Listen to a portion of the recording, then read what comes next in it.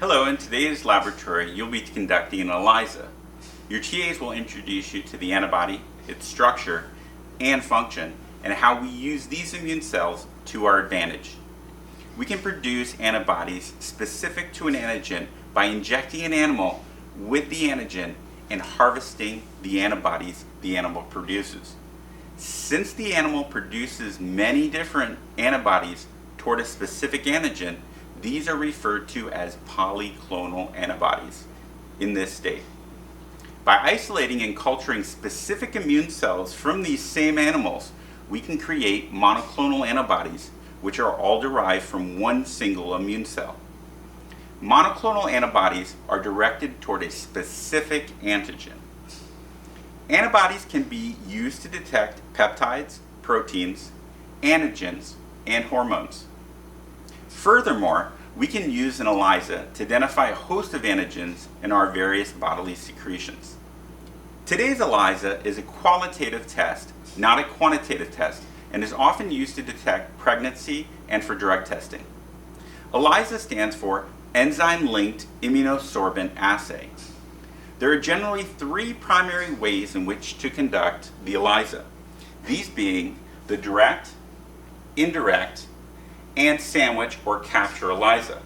Each method has its benefits and reasons for which we use them, and your TAs will go into this. Today we'll be conducting an indirect ELISA. The indirect ELISA requires the following components in order to successfully conduct one: an antigen coded to the plate, a primary antibody specific to the antigen, and a secondary antibody that is linked to an enzyme called horseradish peroxidase. And lastly, a substrate that produces a color when oxidized. In order to conduct a successful ELISA, you must have all the components in the well to see a result. The two substrates you'll be using today are S1 and S2.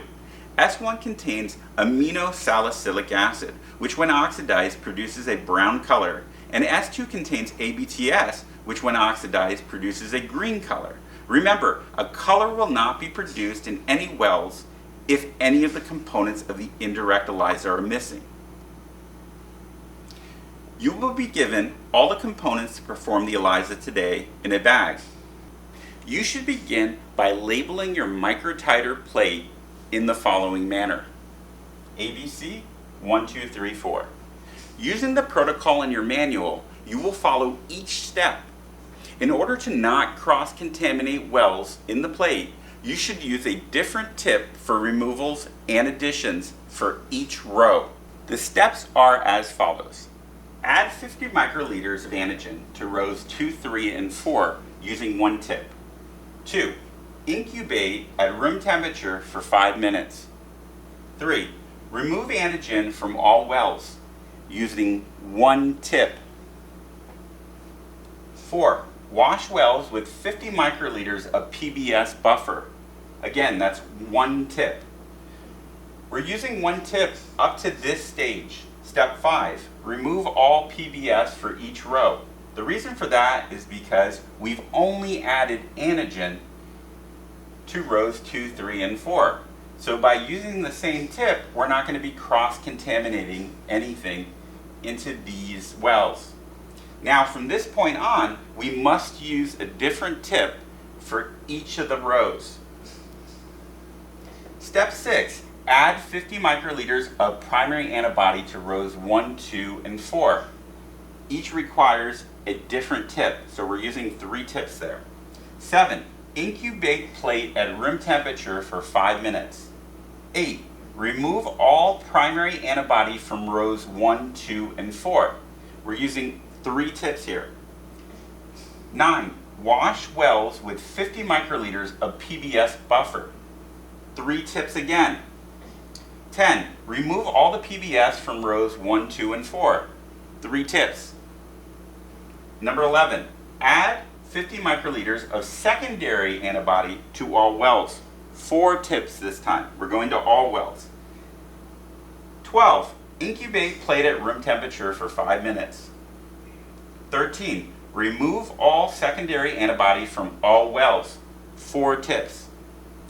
Step 14, wash wells with 50 microliters of PBS. 4 tips. 15, remove PBS from all wells. 4 tips.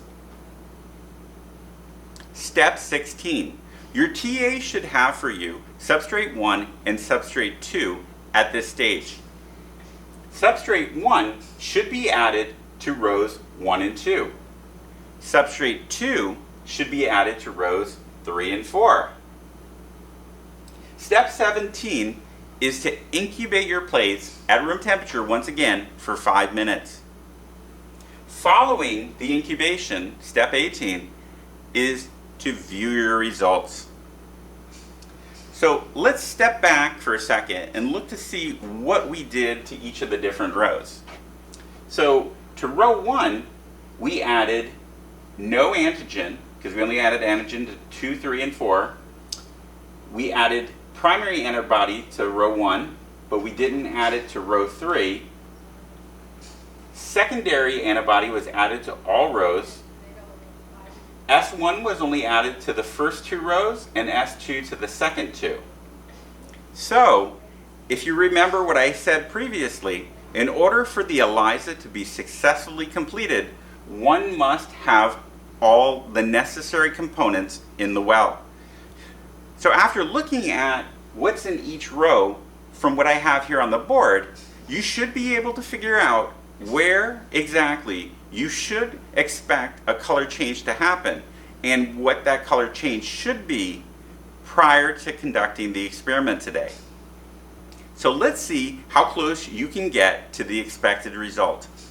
Unfortunately, you will not be able to use this technique to decipher the identities of your unknowns.